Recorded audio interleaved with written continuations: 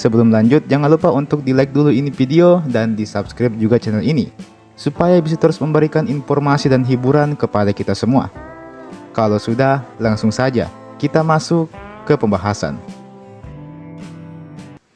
Yang pertama, suku Sangir di Sulawesi Utara. Suku Sangir, juga dikenal dengan nama suku Sangihe atau Sangir Talaut, adalah salah satu suku asli yang mendiami kepulauan di sebelah utara Pulau Sulawesi, Indonesia. Tepatnya di Kepulauan Sangihe dan Talaut. Kepulauan ini terletak di antara Pulau Sulawesi dan Filipina, menjadikan mereka sebagai suku yang memiliki pengaruh budaya maritim yang kuat dan kontak sejarah dengan berbagai peradaban, utamanya Indonesia dan Filipina. Suku Sangir tersebar di Kepulauan Sangihe, Kepulauan Talaut, dan sebagian juga berada di Filipina Selatan, terutama di Mindanao. Secara administratif, mereka sebagian besar berada di wilayah Provinsi Sulawesi Utara. Wilayah ini sangat strategis karena berada di antara jalur laut penting yang menghubungkan antara Indonesia dengan Filipina, sehingga suku Sangir memiliki sejarah perdagangan dan maritim yang panjang dengan Filipina juga. Dalam legenda, orang Sangir diyakini berasal dari daerah ini sejak ribuan tahun yang lalu. Hubungan mereka dengan lautan sangat erat, dan ini terlihat dari keterampilan mereka sebagai seorang pelaut yang ulung. Lokasi geografis yang dekat dengan Filipina juga membuat mereka terpapar dengan berbagai budaya, termasuk pengaruh Spanyol pada masa kolonial. Suku Sangir memiliki bahasa sendiri, yaitu bahasa Sangir, yang termasuk dalam rumpun bahasa Austronesia. Bahasa ini masih digunakan secara luas oleh masyarakat Sangihe dan Talaut. Meskipun dalam beberapa dekade terakhir, penggunaan bahasa Indonesia semakin dominan, terutama di kalangan generasi mudanya mereka. Bahasa Sangir memiliki beberapa dialek yang berbeda antara wilayah Sangihe dan Talaut. Namun secara umum, mereka masih dapat saling memahami satu sama lain. Sebagai suku yang tinggal di wilayah kepulauan, mayoritas masyarakat Sangir hidup di laut. Mata pencaharian utama mereka adalah nelayan. Dengan banyak di antara mereka yang berlayar untuk menangkap ikan di perairan sekitaran Kepulauan Sangihe, bahkan sampai ke Filipina. Selain itu, masyarakat Sangir juga bertani. Tanaman yang biasanya mereka tanam itu meliputi kelapa, padi, ubi, dan tanaman lain yang tumbuh subur di daerah tropis. Perdagangan hasil laut dan hasil bumi menjadi bagian dari aktivitas ekonomi mereka sejak dulu. Suku Sangir memiliki kebudayaan yang kaya dan beragam. Salah satu unsur penting dalam budaya mereka adalah musik dan tari-tarian tradisional. Musik tradisional Sangir biasanya dimainkan dengan alat musik seperti gong dan gendang, dan digunakan untuk mengiringi berbagai upacara adat maupun kegiatan sehari-hari. Beberapa tarian tradisional yang terkenal dari suku Sangir antara lain Tari Lenso, tarian yang dilakukan oleh para wanita sambil memegang sapu tangan. Tarian ini sering dipentaskan pada acara-acara adat atau upacara keagamaan. Tari Masamper, sebuah tarian kelompok yang melibatkan nyanyian bersahut-sahutan, biasanya dilakukan oleh para lelaki. Masamper merupakan salah satu bagian penting dalam kehidupan masyarakat Sangir dan sering digunakan untuk menyambut tamu atau merayakan momen spesial. Karena letak geografis yang dekat dengan Filipina, suku Sangir memiliki hubungan yang erat dengan suku-suku Mindanao. Terdapat kelompok etnis Sangir yang merupakan keturunan dari suku Sangir. Interaksi ini terjadi baik melalui perdagangan maupun migrasi, terutama sebelum adanya batas negara yang jelas antara Indonesia dan Filipina. Yang kedua, suku Borgo di Sulawesi Utara. Suku Borgo adalah salah satu kelompok etnis yang hidup di Sulawesi Utara, terutama di wilayah Manado dan sekitarnya.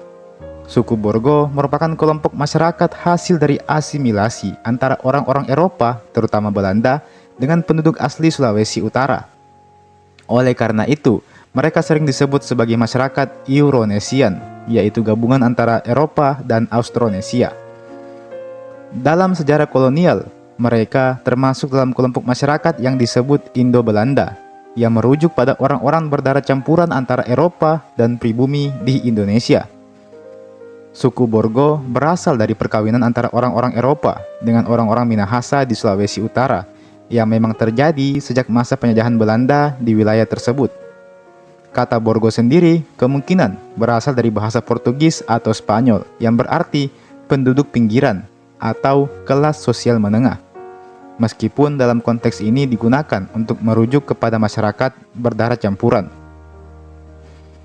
Orang Belanda yang tinggal di wilayah Manado seringkali menikah dengan penduduk lokal, dan keturunan dari pernikahan ini menjadi bagian dari komunitas Borgo. Mereka sering dianggap memiliki status sosial lebih tinggi daripada penduduk asli, tetapi tidak setara dengan orang-orang Eropa yang berdarah Eropa penuh.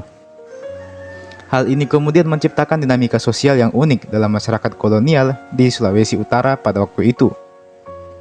Adapun bahasa yang digunakan oleh suku Borgo adalah bahasa Indonesia, tetapi mereka juga menggunakan dialek lokal dari Sulawesi Utara, terutama bahasa Manado, yang merupakan varian dari bahasa Melayu Manado. Selain itu, pada masa lalu, orang Borgo ini juga bisa berbahasa Belanda, terutama karena pendidikan di era kolonial yang sangat dipengaruhi oleh budaya Belanda. Bahasa Manado yang digunakan oleh masyarakat Borgo bercampur dengan kata-kata dari bahasa Belanda, menciptakan dialek yang unik. Namun, seiring waktu yang terus berjalan, pengaruh bahasa Belanda mulai berkurang, dan lebih banyak anak-anak Borgo saat ini yang berbicara dalam bahasa Indonesia dan Manado. Budaya suku Borgo merupakan perpaduan antara tradisi Eropa dan Minahasa. Banyak dari tradisi Eropa yang mereka adopsi, termasuk gaya hidup, cara berpakaian, serta nilai-nilai dalam kehidupan sehari-hari. Namun, mereka juga mempertahankan beberapa elemen budaya lokal, terutama dari suku Minahasa. Tari-tarian dan musik tradisional Minahasa seperti tari maengket dan musik kolintang masih menjadi bagian dari budaya mereka, meskipun dengan sentuhan dan adaptasi yang lebih modern.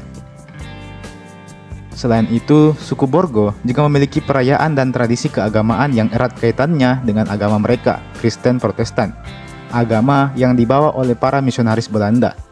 Perayaan Natal dan Paskah merupakan momen penting dalam kehidupan sosial dari suku Borgo ini. Yang ketiga, suku Bentong di Sulawesi Selatan. Suku Bentong adalah salah satu kelompok etnis kecil yang ada di Sulawesi Selatan, Indonesia. Suku ini tinggal di daerah pegunungan, terutama di sekitar wilayah Kabupaten Baru.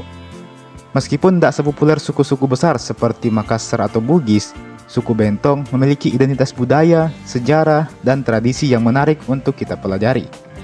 Suku Bentong dikenal sebagai kelompok masyarakat yang tinggal di daerah pedalaman dan pegunungan di Kabupaten Baru, Sulawesi Selatan. Mereka sebagian besar hidup di kawasan yang terpencil dan terisolasi, sehingga mereka kurang dikenal oleh masyarakat luas. Secara historis, tidak begitu banyak catatan tertulis mengenai asal-usul suku Bentong ini. Mereka diyakini sebagai kelompok masyarakat yang sudah lama mendiami wilayah pegunungan Baru dan sekitarnya. Beberapa sumber mengatakan bahwa mereka mungkin memiliki keterkaitan dengan suku-suku besar lainnya di Sulawesi Selatan. Tetapi, karena isolasi geografis dan sosial, mengakibatkan suku Bentong berkembang menjadi kelompok yang berbeda dan pada akhirnya memisahkan diri dan menjadi sebuah suku sendiri. Suku Bentong memiliki bahasa lokal mereka sendiri yang dikenal dengan nama bahasa Bentong. Namun, bahasa ini dianggap sebagai salah satu bahasa yang terancam punah, karena hanya sedikit penutur asli yang tersisa sampai saat ini, dikarenakan banyak dari mereka yang sudah beralih menggunakan bahasa Bugis atau bahasa Indonesia dalam percakapan sehari-hari.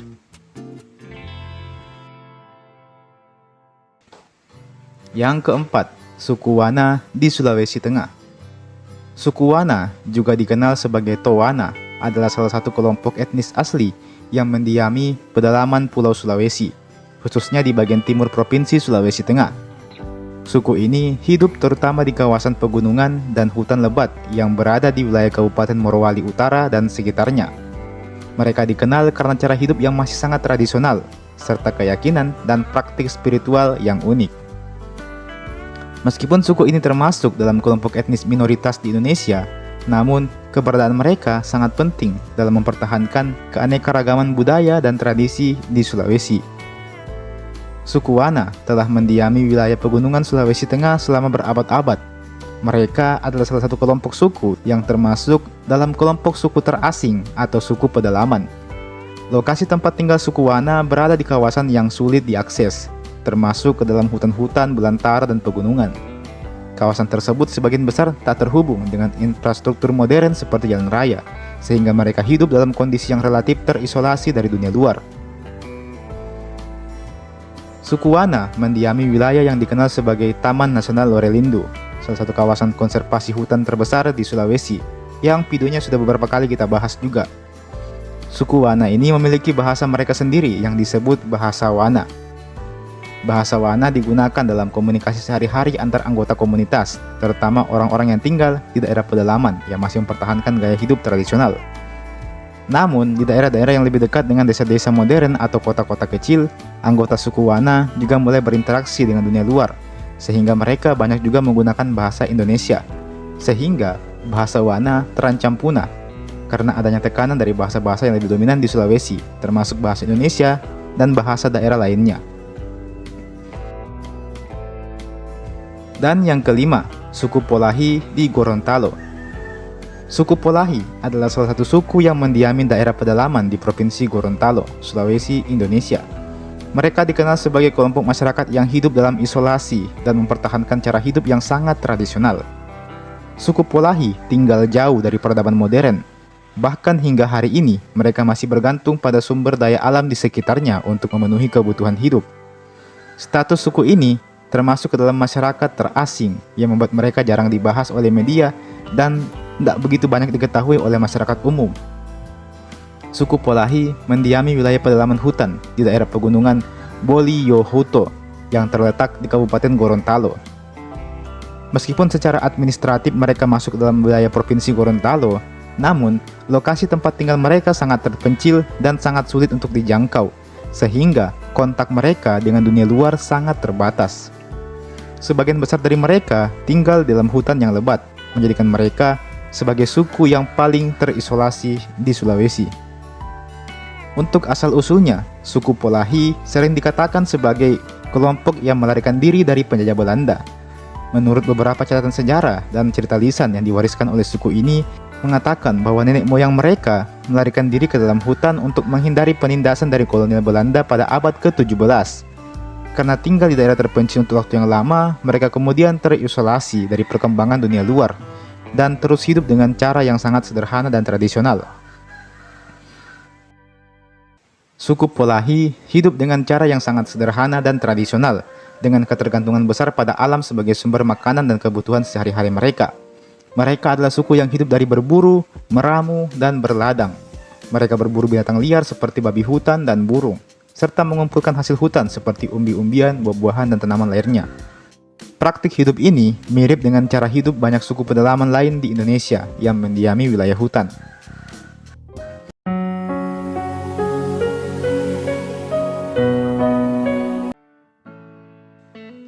Yang pertama, suku Masen Rempulu. Suku Masen Rempulu adalah suku yang berasal dari Kabupaten Enrekang, Sulawesi Selatan. Suku ini merupakan gabungan dari 3 suku lainnya, yaitu suku Duri, suku Enrekang, dan suku Mayua. Ketiga suku ini bergabung dan jadilah suku Masen Rempulu. Masen Rempulu secara bahasa berasal dari bahasa Enrekang, yang artinya melekat layaknya beras ketan. Tentu saja, istilah melekat ini merujuk pada ketiga suku yang awalnya terpecah kini bersatu dalam satu kesatuan yang kokoh, melekat, dan tak dapat dipisahkan. Selain itu, kata Masen Rempulu juga berarti jajaran gunung-gunung. Hal ini merujuk pada wilayah tempat tinggal suku ini, yang memang berada di pegunungan. Dan salah satu gunung yang paling terkenal adalah gunung tertinggi di Sulawesi Selatan, yaitu Gunung Latimojong.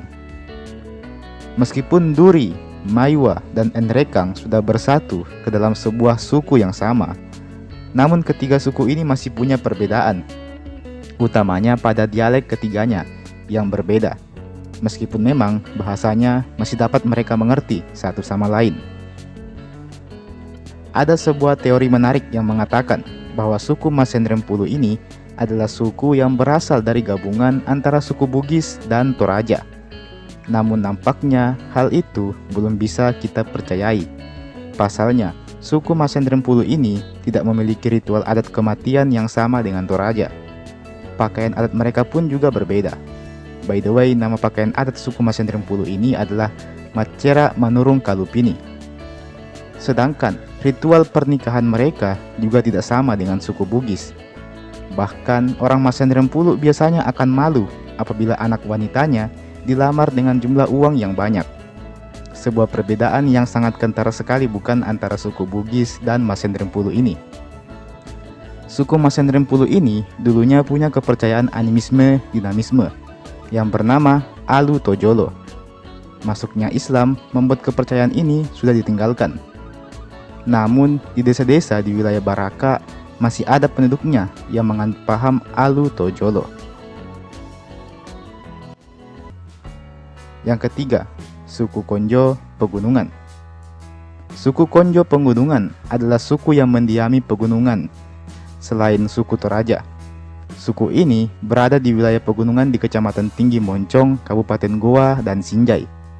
Suku ini berpusat di Malino dan Kalimporo, serta memiliki ikatan yang kuat dengan daerah Tanah Toa dan desa Konjo lainnya. Suku Konjo ini memang ada beberapa macam. Ada yang pegunungan dan ada pula yang pesisir. Kalau kalian mengenal suku Kajang, maka suku Kajang sejatinya adalah bagian dari suku Konjo itu sendiri. Hanya saja suku Kajang itu kayak bagian dari suku Konjo pesisir. Dalam bahasa Makassar, Konjo sendiri berarti di sana. Mungkin hal ini merujuk pada wilayah tempat tinggal mereka yang lumayan jauh di pusat kota.